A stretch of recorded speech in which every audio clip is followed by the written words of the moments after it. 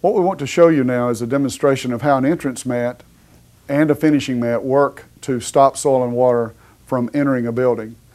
We've put down a WaterHog Premier mat and one of our Tri-Grip mats, and we're going to put sand and water on both mats. Then we're going to walk across them to demonstrate the effect of a mat at the entrance to a building and whether or not it works very, very well to contain the soil and the water that are on the mat.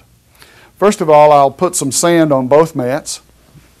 This is typical sand, if you will. Those of you who are in areas where there is snow and sand is used for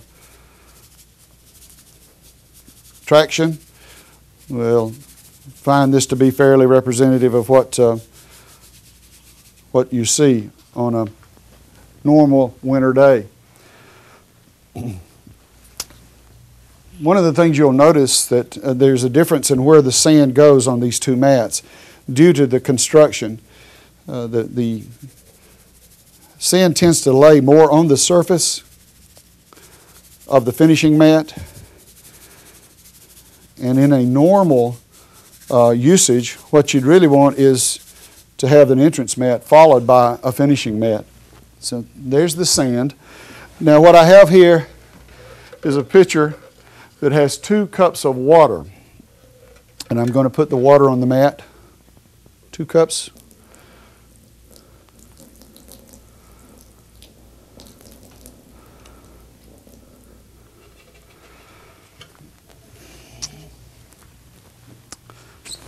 Two cups of water on each.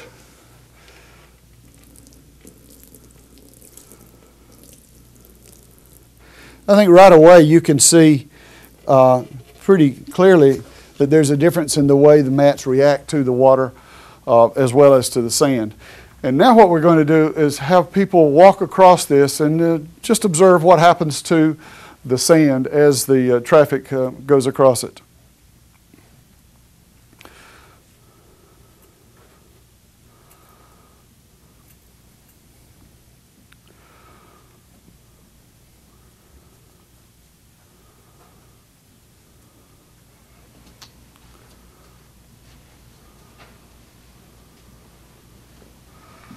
Now we'll walk across the WaterHog mat, same process. And we want to observe a very, very graphic difference in the amount of sand that is tracked off and tracked into the building. To summarize, what we've demonstrated today is how an entrance mat works to effectively stop soil and water from entering your building. You've seen the bi-level construction WaterHog mat and its ability to stop soil and water and store it and minimize the tracking of that soil and water into a building. You've seen that very dramatically here.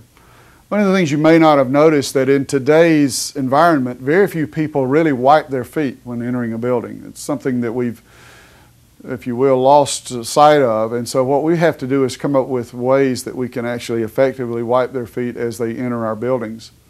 In addition to that, you may not have realized that there's been a change in footwear that people use today.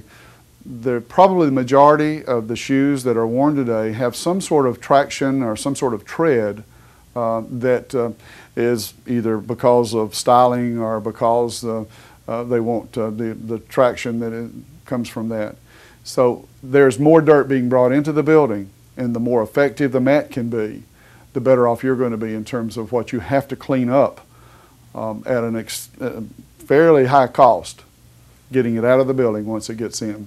The WaterHog mat is the very best way to control soil and water at the door.